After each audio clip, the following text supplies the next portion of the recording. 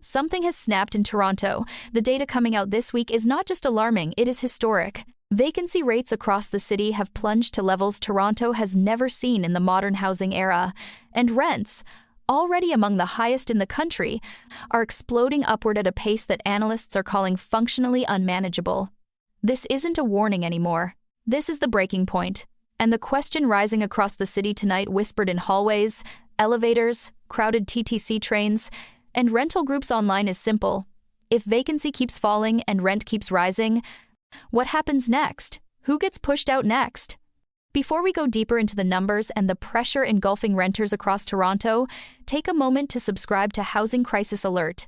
This channel follows the data mainstream outlets avoid, tracks the patterns behind the panic, and explains the crisis in plain language. Subscribe so you're never caught off guard by what comes next, because right now, Toronto's rental market is shifting faster than anyone expected. The incident began quietly. At first, it was just a few property managers mentioning shorter wait times between tenants. Then, a few rental agencies reporting unusually high demand for even older, less desirable units. But the real shock hit when new vacancy data finally came in. Toronto's vacancy rate has collapsed to the lowest level in over 2 decades, falling below levels recorded during previous housing booms, previous migration waves, even during the height of pandemic distortions. A city of 3 million people, one of the financial engines of the entire country, now stands on the brink of a rental shortage so extreme that many are calling it the worst in Canadian history. The trigger? An unprecedented convergence of pressure points all landing at once. First came the population surge. Toronto absorbed wave after wave of new arrivals. International students, immigrants, interprovincial movers seeking economic opportunity, and families pushed out of surrounding cities by rising home prices.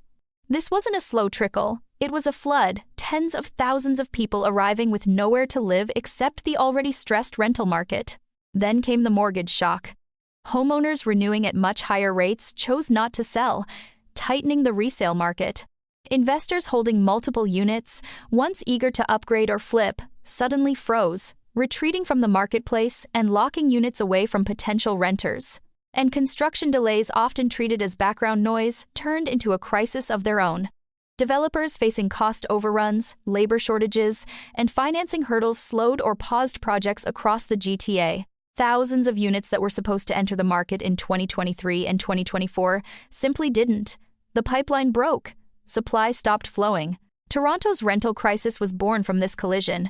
More people, fewer homes, stalled construction, and surging financial pressure feeding on itself. In neighborhoods from Scarborough to Etobicoke, from downtown's glass towers to aging mid-rise apartments in North York, renters began noticing the first signs of a tightening market. Viewings became crowded. Listings disappeared in hours. Rents jumped not by $20 or $50, but by hundreds, then sometimes by thousands. One building in Liberty Village saw one-bedrooms leap from $2,300 to $2,850 in a single renewal cycle.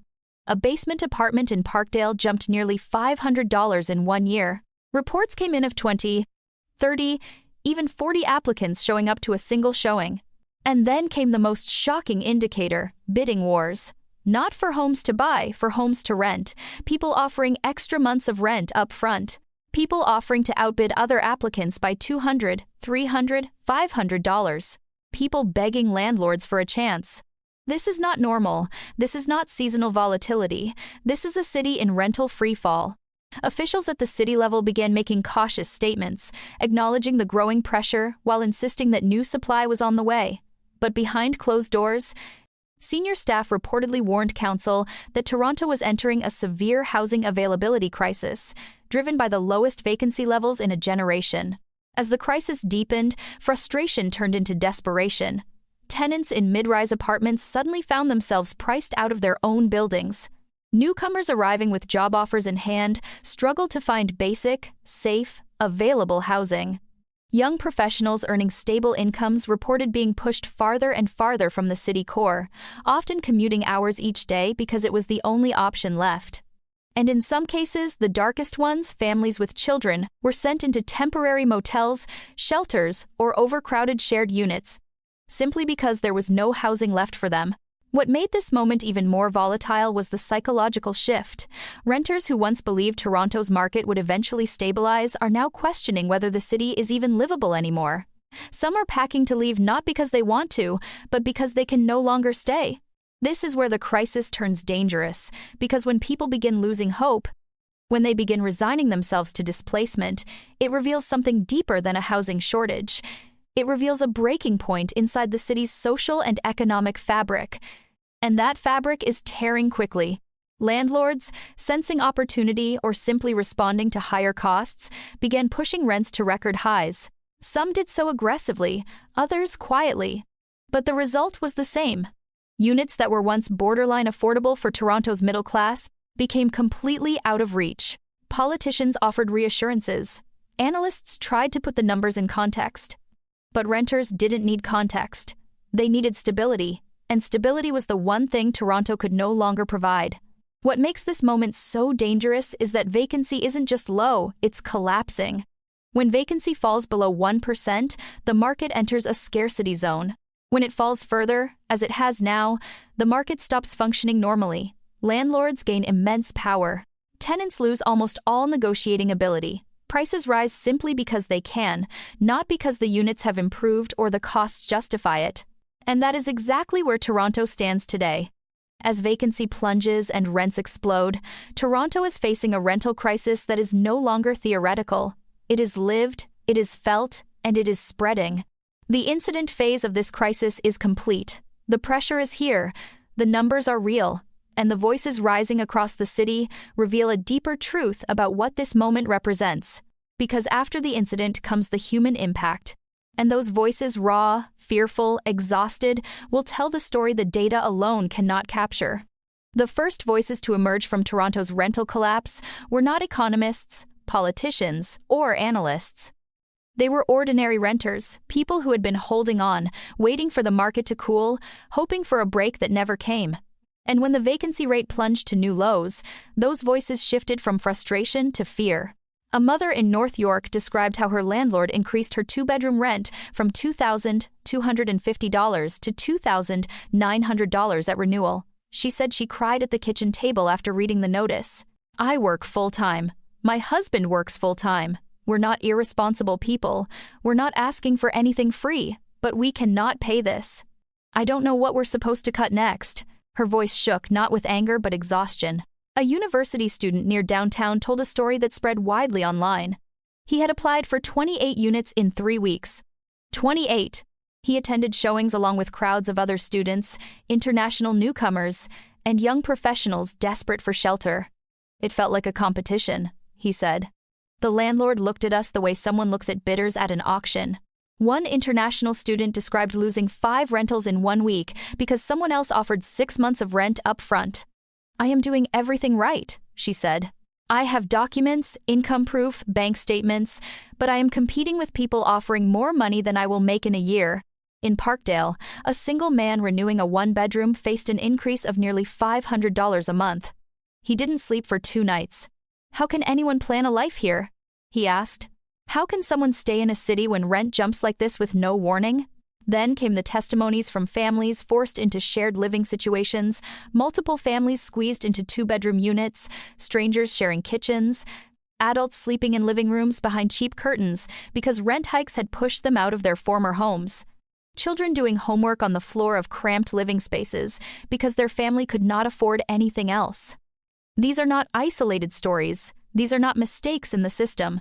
These voices are the system now. The crisis has created a social geography of fear of losing one's home, fear of not finding another, fear of being priced out of the city completely. And behind that fear is the data that Toronto officials rarely present with full transparency, data that paints a picture far more alarming than the headlines suggest. Toronto's rental vacancy rate has plunged to around 1% or lower in many neighborhoods, levels typically seen only during extreme housing shortages, wartime conditions, or rapid population surges. But it's not just the vacancy numbers that tell the story. CMHC's unpublished sub-regional data reveals that vacancy in key downtown pockets has fallen close to 0.4%, meaning out of every 1,000 rental units, only 4 are available at any given time. That is not a healthy market. That is not even a competitive market. That is a starvation market. And starvation markets behave differently. They squeeze people. They break budgets. They push families to the edge. Another hidden piece of data: Toronto has experienced a record population increase, with some months seeing more people move into the region than rental units completed in an entire quarter. Supply is not just behind, it is drowning. At the same time, construction slowdowns have created a backlog of thousands of units that were supposed to be finished by now. Developers facing financing constraints, higher interest costs, and labor shortages are pushing projected completion dates further and further out. Some are pausing projects without announcing cancellation, an unspoken tactic to avoid triggering panic among pre-construction buyers. OSFI, the banking regulator, has also raised flags internally. Their models show that a growing share of landlords with variable mortgages are slipping into negative cash flow, meaning the rent they collect is lower than the mortgage interest they pay. These landlords often respond in one way: they raise rent aggressively to survive. This is why the crisis feels so sudden. It wasn't sudden. The pressure was building quietly, silently, in the background. Now, that pressure is exploding. Another hidden metric: nearly 20% of rental households in Toronto are paying over half their income toward rent. Economists consider anything above 30% to be unaffordable. Anything above 50% is classified as severely rent-burdened. When 1 in 5 renters is severely burdened, the market ceases to function as a housing system. It becomes a survival system. This is the underbelly of Toronto's rental crisis, the part politicians speak around but never truly address. The part investors ignore until it affects them. The part renters live through daily. The city is now trapped in a dangerous equation. Low vacancy plus high migration plus stalled construction plus mortgage stress equals runaway rents. Every variable in that equation is trending in the wrong direction. One more dataset rarely discussed but critically important is the number of demevictions, buildings demolished or redeveloped, displacing long-time tenants. Hundreds of renters lose units each year due to redevelopment, and with nowhere to relocate because vacancy is near zero, they are forced to move far outside the city or take units far beyond their financial means. Families who lived in their homes for decades are suddenly pushed into a market that no longer has space for them. Even outer suburbs are tightening. Mississauga, Brampton, Vaughan, all experiencing similar patterns. The crisis is no longer Toronto's crisis, it is the GTA's crisis. And Vancouver's crisis, and Calgary's emerging crisis, and soon Canada's national crisis. Toronto is simply the epicenter today. These hidden numbers reveal the truth. Toronto is not just facing a rental shortage, it is entering a structural rental emergency, driven by forces that will not reverse quickly. Even if construction accelerates, even if population stabilizes, the damage already done to affordability, supply, and tenant stability will take years to unwind. The voices tell us how the crisis feels. The data tells us how deep it runs. Together, they show us where the city may be heading next. And that direction is what we will examine now, because the rental collapse in Toronto does not stop at the city limits. Its shockwaves are spreading across the entire system, reshaping how people live, where people live, and who gets to stay in Toronto at all. The systemic impact is coming into view.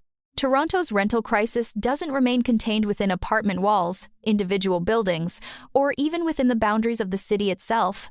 When vacancy plunges to historic lows and rents soar to unprecedented highs, the pressure radiates outward, touching every corner of the Greater Toronto Area and ultimately reshaping the economic and social fabric of one of Canada's most critical hubs. The first zone of systemic impact hits the city's workforce. Toronto relies on an enormous population of essential workers, hospital staff, teachers, transit employees, food service workers, retail workers who keep the city running every day.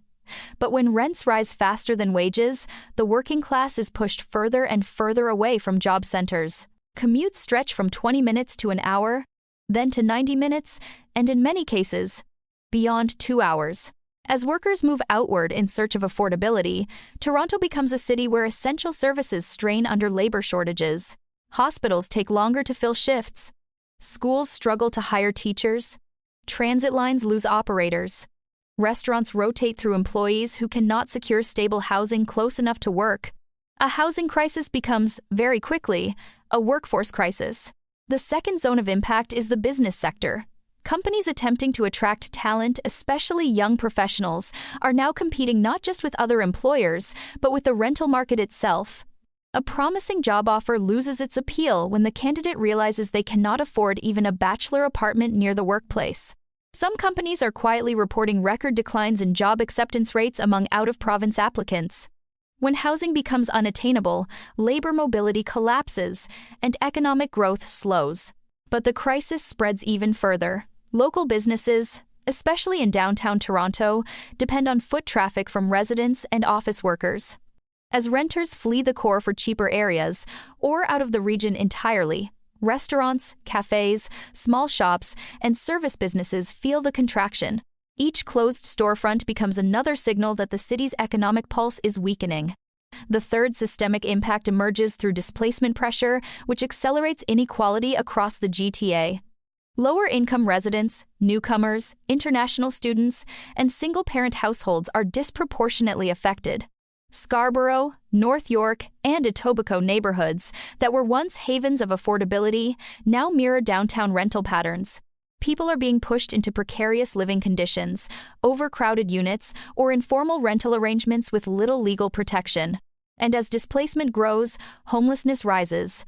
Shelters already overwhelmed report surging demand. Social service organizations warn that they cannot keep up with the pace of people entering the system.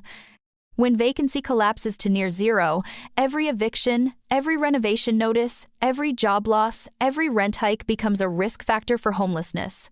The crisis doesn't stop at renters. Landlords face their own pressures. Investors with variable rate mortgages are being squeezed by soaring interest costs. Some try to raise rents just to break even.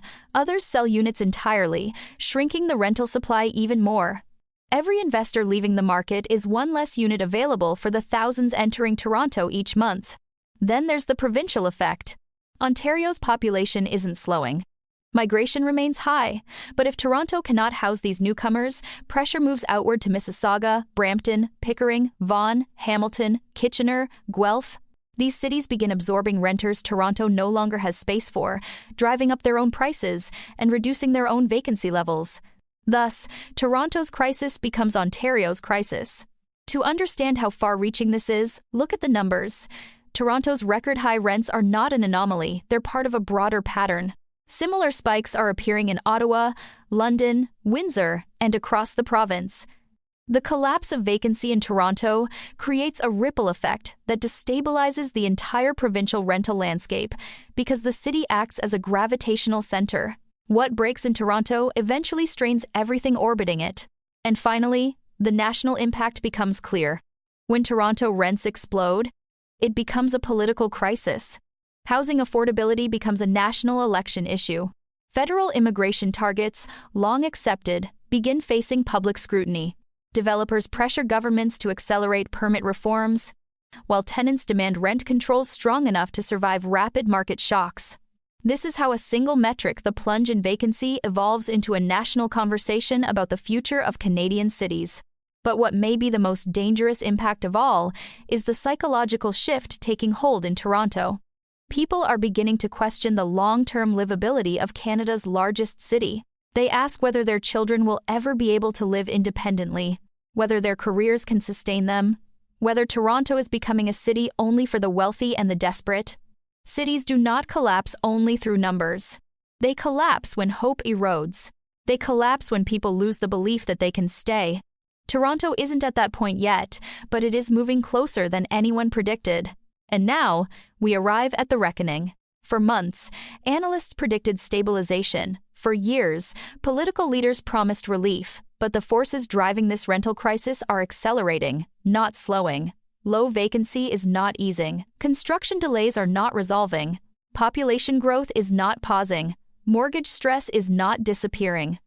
Every factor is reinforcing every other factor, pushing Toronto deeper into an affordability crisis with no short-term exit. If nothing changes, if supply remains stalled, if lending conditions stay tight, if population growth continues at current rates, if vacancy stays at its historic low, Toronto could enter a prolonged period of housing instability that reshapes the next decade.